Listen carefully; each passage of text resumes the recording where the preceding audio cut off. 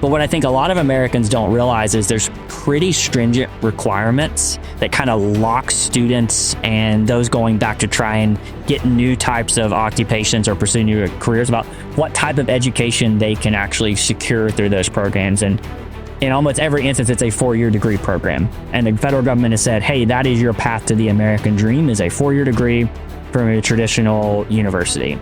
Well, we would like to see Doge take a close look at that and actually say, hey, how do we open this up so that folks can achieve their own individual perspective on the American dream, whether that's one class, a short training program, or it is a 4-year degree. There are some jobs that do need that, and we need to make sure that that's working. And so there is a way that Doge can work with the Department of Education and with Congress to kind of change those requirements and ensure that a broader list of institutions and a broader list of courses of study that don't require a formal degree. Americans are capable of achieving extraordinary things when they have the freedom and opportunity to do so. This is American Potential. Welcome to American Potential. I'm David Fromm. When you decide to spend money on your own on something that you may not need, it doesn't affect anyone but you. But when the government wastes taxpayers' money, it has wide-reaching effects on all Americans. So what are some of the ways the government has wasted taxpayers' money? Well, the National Science Foundation funded a $75,000 study by Harvard University to use a blower to blow lizards out of trees to see how they would fare in hurricanes. If you thought that was a good idea, they also did it in 2017. And there'd already been a study done on this. How much are our empty government buildings costing Americans? Well, taxpayers are paying $1.7 billion annually on 77,000 empty buildings that the government owns and has to pay to maintain. Unfortunately, there are so many more examples of this type of waste, but there is some hope. The newly created Department of Government Efficiency, or Doge, will look to streamline federal operations, reduce bureaucratic waste, and ensure taxpayers' dollars are used effectively. So, what are some of the things that Americans for Prosperity thinks Doge should look at? This episode will be the first in our Doge series, and I want to welcome our guest for today, Jeremiah Mosteller, who is a policy director for Americans for Prosperity. Jeremiah, welcome. David, it's such an honor to be here, and I just want to say congratulations to you for taking over this podcast and carrying the torch forward. Well, it's just, don't get the train off the tracks. I guess it's kind of the name of the game. It's kind of it's not like we're building. I'll tell you what, this team and our Jeff Crank before me have done an amazing job. They provided wonderful content, and hopefully, I think listeners and viewers have really responded, and so we're going to try to keep that good work going. And we still got the good team, so that's why it's probably going to be effective. Hopefully. Hey, before we start, we always like to kind of do a fun fact. My understanding is that you went on a was it a 12-day road trip to a number of different states.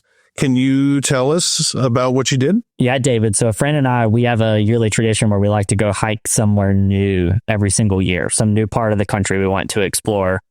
So in this case, we were going to fly somewhere during the pandemic times, and that, of course, was not a possibility. So we actually decided that we were going to try and hit 5 national parks in one trip. And so within 12 days, we hit 5 national parks, went through 18 different states.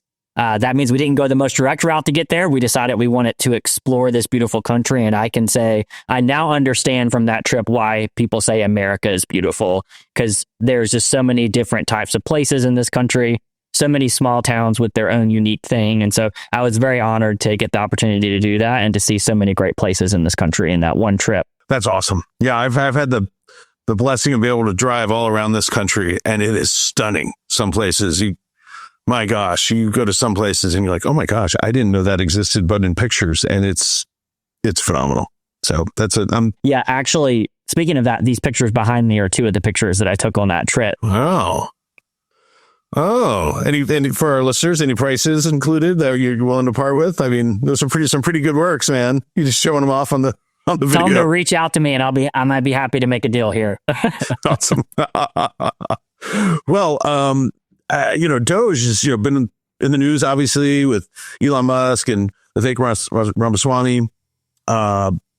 I think we love that the Trump administration has decided that this has been a real priority. So tell me about, like, are you excited about it? Why are you excited about it? Yeah, we are very excited about it. Doge, for your listeners who don't know, is called the Department of Government Efficiency, and Trump has appointed or nominated, not really sure exactly which word to use since it's not a government agency, Elon Musk and Vivek Ramaswamy to lead this initiative.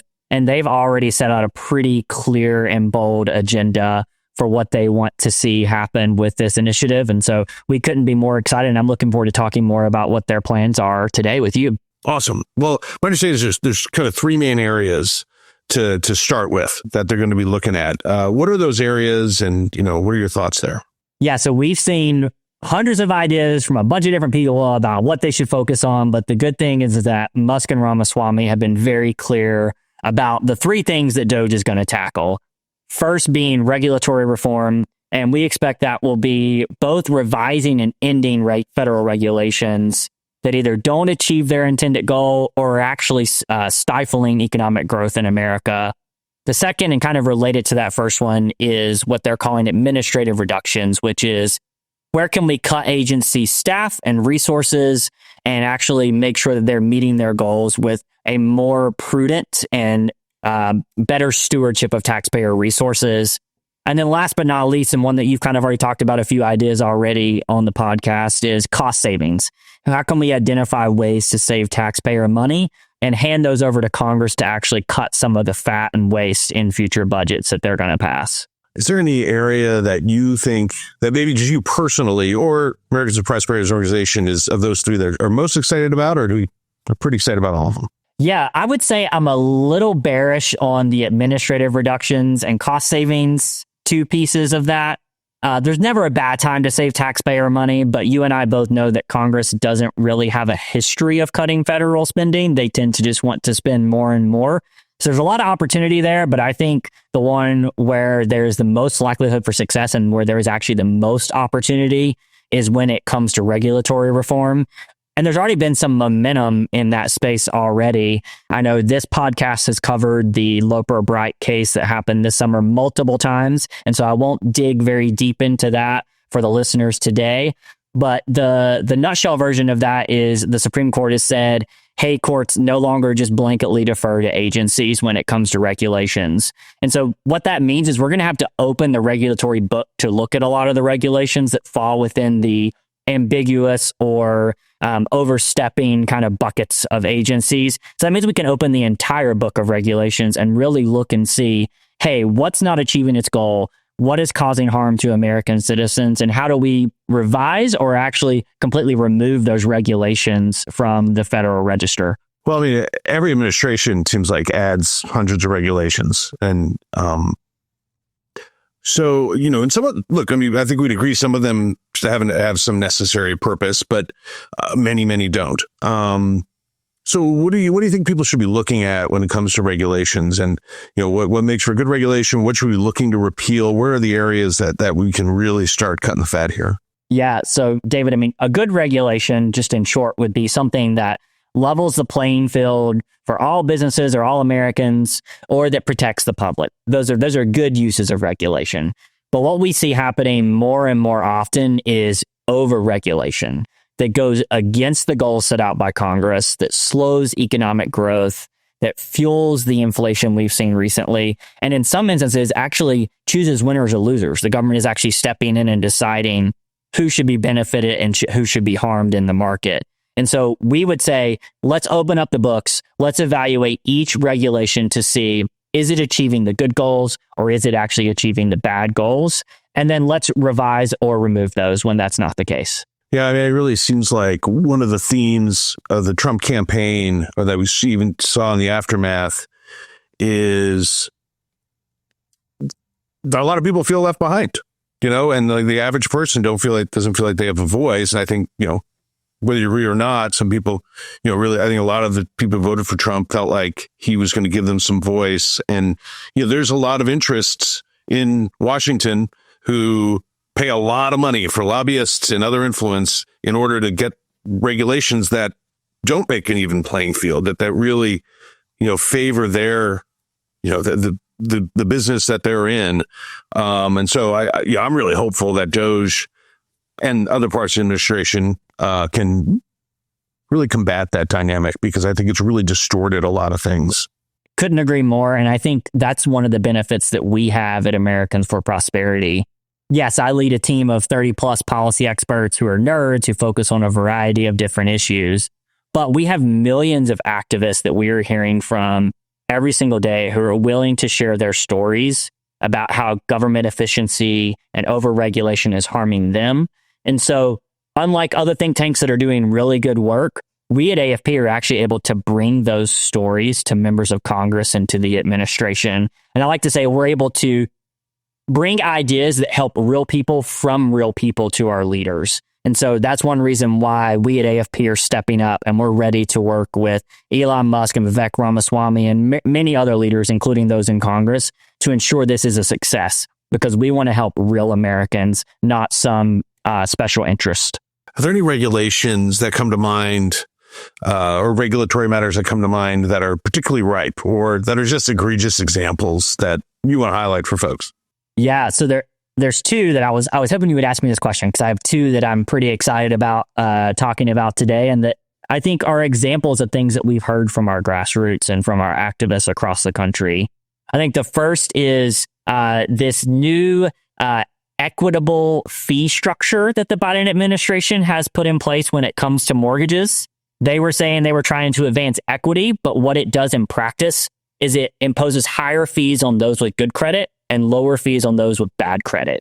So essentially rewarding those who have not paid their debts in the past and punishing those who have been diligent in the past and tried to build up good credit. So we would say, hey, Doge, take a look at that right away. We'd love to see those rules restored back to the way they were in the prior Trump administration, where the fees were based on someone's merit and their credit versus this kind of warped perspective around equity and trying to achieve equity, but actually not achieving equity in the way that they're applied. And I think a second one I'll flag is some Department of Energy standards around energy efficiency. What we've seen over the past decade or so is consumer appliances have gotten vastly more efficient because of market demand and consumer demand. But what the Biden administration has tried to do over the past 4 years is impose stricter and stricter regulations on efficiency standards during a time when Americans are already facing runaway inflation. And so that has increased cost on basic microwaves or coffee pots, 50%, 100%, 200%.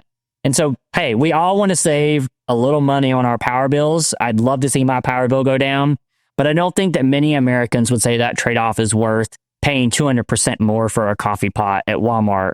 Instead, they should allow the market to continue to do what it's doing, which is increasing efficiency. We're achieving the goal that the Biden administration set out, but we're doing it on a more sustainable and reasonable pace rather than trying to just jack up the cost of these appliances ineffectively.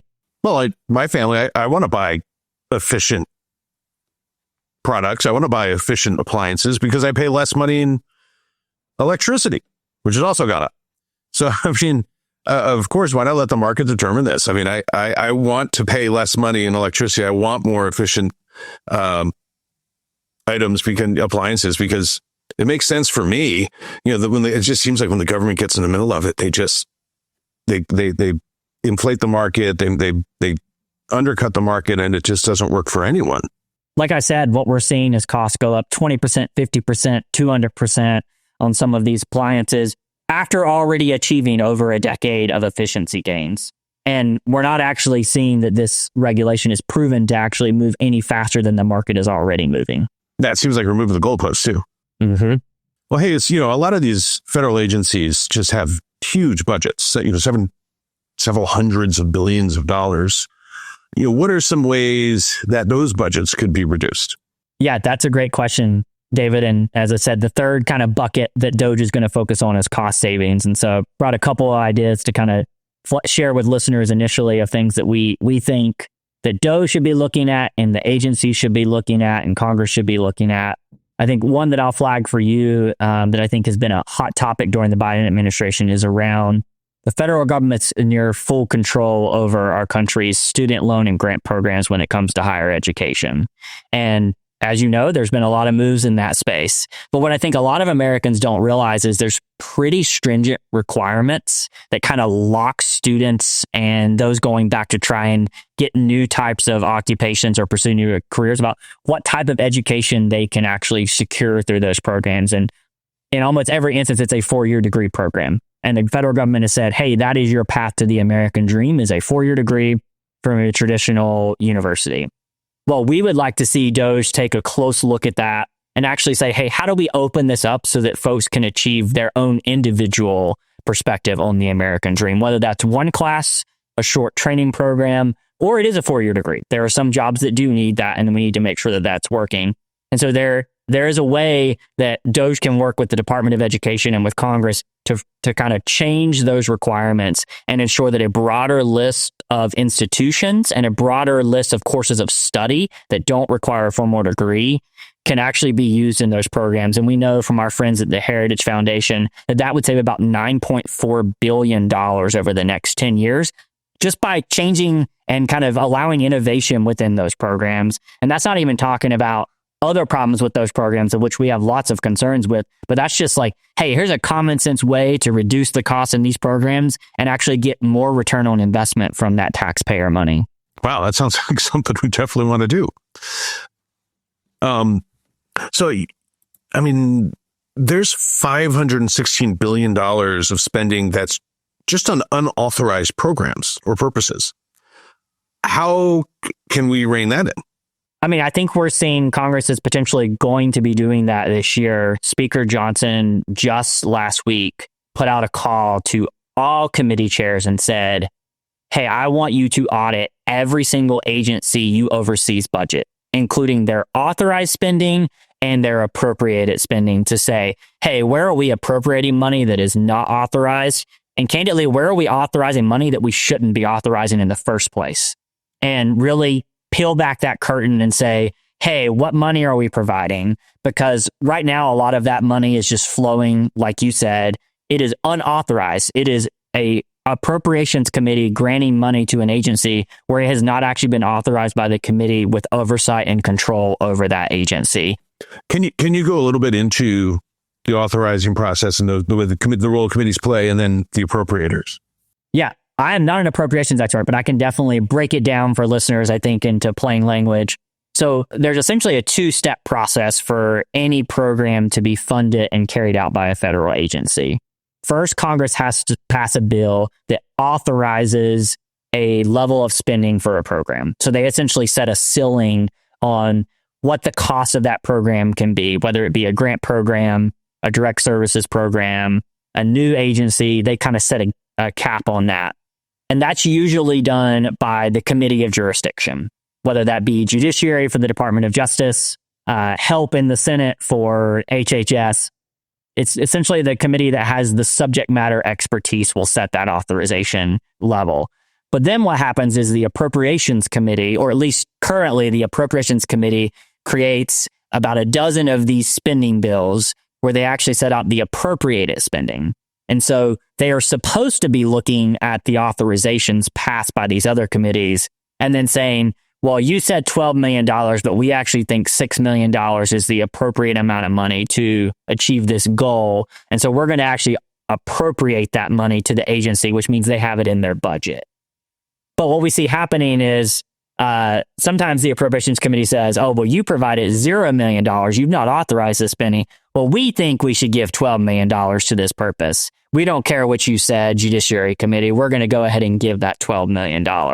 So that's how these programs that have already expired or were not even authorized in the first place are getting all this funding. And I mean, our hope is that this Doge movement is more than just a temporary thing, that it's actually a permanent analysis of Congress's spending, and that they'll realize that the way the spending process works isn't actually effective. And one of the people on my team, Kirk Couchman, has a great idea of how we can bring all revenue and all expenses into one budget and actually make sure we're taking a real look at the federal budget rather than these siloed approaches that are very different from the way the typical American views a budget in their own house. And so it's called the comprehensive budget. You guys have talked about that on this podcast before, so I'd recommend listeners go back and listening to that episode as well. It occurs to me that, you talk about family budget. I would hope that at least the parents, hopefully they have a kid that kind of have some awareness of what the the family budget is. One of the real problems is no one knows what's going on in Congress or in the federal budget about like how money's being spent, who's spending it, where it's going. Often members of Congress have no idea because it's just so hard to get your arms around. And I think one of the great things about Doge is really the message it sends. I mean, obviously, whatever proposals come out of it, being a clearinghouse for organizations like ours and other, hopefully, fiscally conservative organizations be able to identify savings that'll result in real policy proposals. But just the message it sends to say, hey, we need to be more efficient. We need to be good stewards of taxpayers' monies because we're not. We haven't been in many, many decades. I love that message. And, to put some high profile guys on top to help drive that, I think even sends a better message. So I'm really happy just for the light that's being shined on this problem. Now we very much hope the administration doesn't fall in the trap of spending more money because frankly that happened before, but this is a good first step in my opinion. And I think you probably agree. I fully agree, David. I mean, I think it's exciting that Doge itself is going to be separate and set apart from the federal government. So it's going to be outside of the White House, outside of the agencies, but the administration is setting clear expectations that the White House, the Office of Management and Budget are going to be involved in this process, that Congress is going to be involved with caucuses and subcommittees, so that it's going to be a whole of a government approach, but that it's going to have some accountability from outside the government to ensure that it actually achieves its goals. So it's a pretty exciting opportunity. And I think we as the American people should all be coming together to support this and to make sure that our taxpayer dollars are being stewarded properly. Yeah. And just to be clear for folks, I mean, a lot of us really care about, the proper role of government and, the different branches of government doing their job. I mean, Doge isn't coming in and waving a wand and saying, we're going to cut whatever. I mean, they don't have that kind of power. It's a place to bring great ideas and push the executive and the legislative branch to really do their job and be thrifty with taxpayers' money. Yeah, no, that's right, David. Yeah, Doge by itself cannot actually achieve these goals. And so that's why it's exciting to see members of both parties in Congress, the White House, and now even officials and agencies stepping up to say, hey, they're raising their hand and like, hey, I have some ideas. I want to be a part of this. And so I think that there is a chance that all of these great ideas, both outside the government from folks like AFP and other organizations, as well as inside the government, can hopefully come together and really achieve significant change here that could be good for the American people and for our federal budget.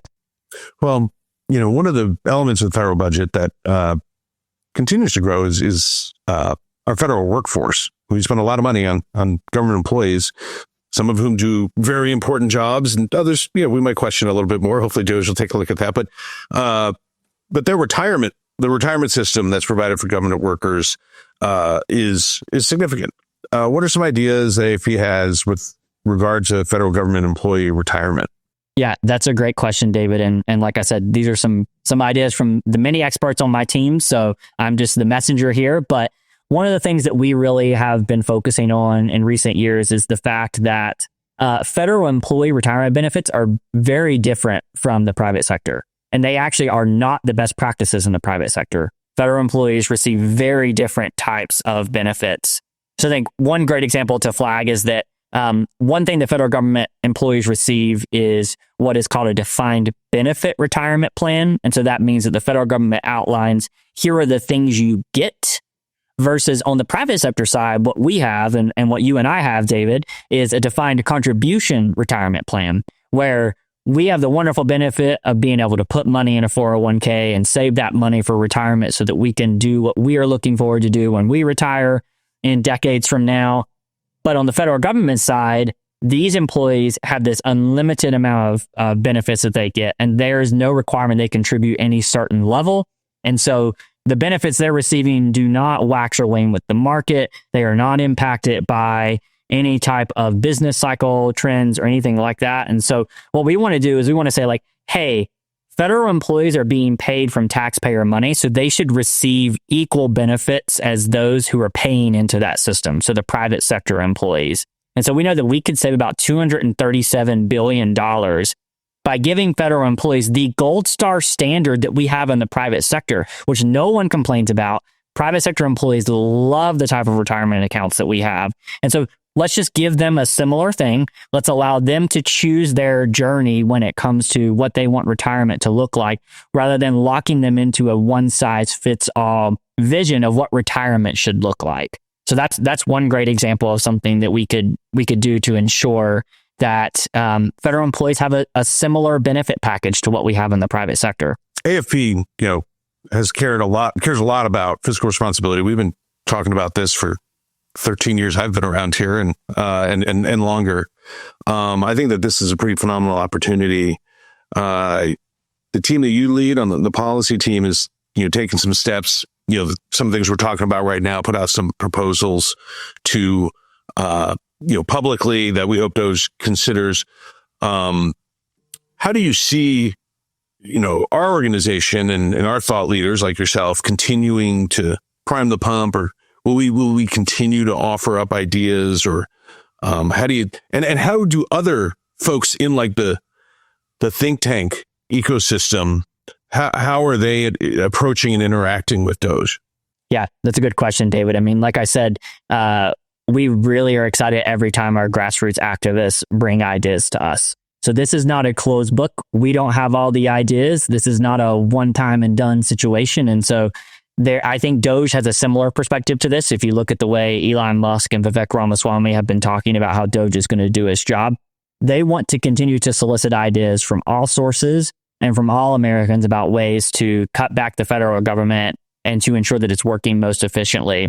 So I think one of the best ways that a lot of folks can really elevate their ideas is really talking about with their elected leaders, whether that's on the state level or the federal level. They can share them with us. My team would love to hear about them, and we would love to come and partner alongside other organizations or our grassroots activists to make sure those ideas get to their members of Congress. And I think we've seen that a number of other organizations kind of throughout the DC and national sphere have been publishing reports and op-eds and all these types of things with lots of great ideas. So that's another idea. Like if you're just an average American out there who has a really innovative, great idea, reach out to your newspaper, write a letter to the editor, write an op-ed, have it published, and then make sure you send it to your member of Congress so they can actually see that great idea and they can hear your voice. Because the reality is that we always say that, we can go talk to these members of Congress all the time, but whenever they hear from an actual constituent, that's whenever their ears perk up, whenever they really want to hear that idea and they respond to that idea. Yeah, totally true. One of the foundational principles of our organization is embracing bottom-up solutions. We think that bottom-up solutions, the folks who are closest to the work being done, closest to the problem, are the best suited to come up with the solutions for how to solve those problems and sending that up the chain, and rather than big government or just top-down solutions. And I think that this is a great example of that. And I kind of applaud President Trump for creating this idea of trying to, it might not be all crowdsourcing, but like really empowering grassroots to come up with bottom-up solutions for some huge problems that are facing us. And, one of the things that this podcast has done for, the year plus that's been going is trying to highlight folks, just ordinary people who have solutions or have done things that have changed their country or changed their community or changed their state. And so I think I'm pretty optimistic that, that Doge can actually, listen and get some really great ideas. Hopefully we can play some role in that. What are there any solutions out there or proposals out there that could have immediate effect for taxpayers? Yes, there are. I mean, I think one thing that I will flag for you and for the listeners is there's currently this grant program called the No or Low Emission Bus Program that's being run by the Federal Transit Authority. The short version of this is that it's a grant program that provides localities and states with money to buy electric or low emission buses, regardless of whether their local voters have said they want it, regardless of whether it's the best choice for that particular landscape or geography. And so one of the things that we discovered as we were digging into this program, one of my colleagues, was that a lot of this funding does not actually even went to purchasing buses, which is what Congress authorized this program to be used for. We've seen that some places like an agency in Arkansas has used it to purchase a bus simulator. The Colorado Department of Transportation has used it to build a park and ride lot in a rural part of the state, hours from any major city. So not a place where a park and ride lot would typically be situated so that people could board buses. So I'm not opposed to those types of facilities. I'm going to be very clear to listeners. Those facilities can be a good thing for the community. But what we would say is that local voters should be telling their leaders, hey, we want to see this. And then local taxpayers should be the one paying for this, not some unelected bureaucrat in DC choosing to provide money to a bus simulator in Arkansas. And so we would actually say, hey, day one of the Trump administration, you should go in, you should shut down this grant program and save taxpayers $2.3 billion on day one. Wow, 2.3. That's, I mean, in fairness, a bus simulator is a low carbon emissions endeavor, I guess. But I mean, who would really think that that really counts? It's not getting anyone anywhere. I just think that the federal government's riddled with these kind of things. I mean, these examples are endemic. So I am excited that Doge and I think partners in Congress, going in there, really have a desire to change things. Are you pretty optimistic about what kind of, look, you're a grizzled veteran, I get, of like the DC policy world, but I mean, how optimistic are you about our chances of really seeing some reform and some cuts? Yeah, I mean, I think we will see something. I think the question is how big is it going to be? Sadly, the reality and my experience here in DC is it takes about a decade to get anything significant done.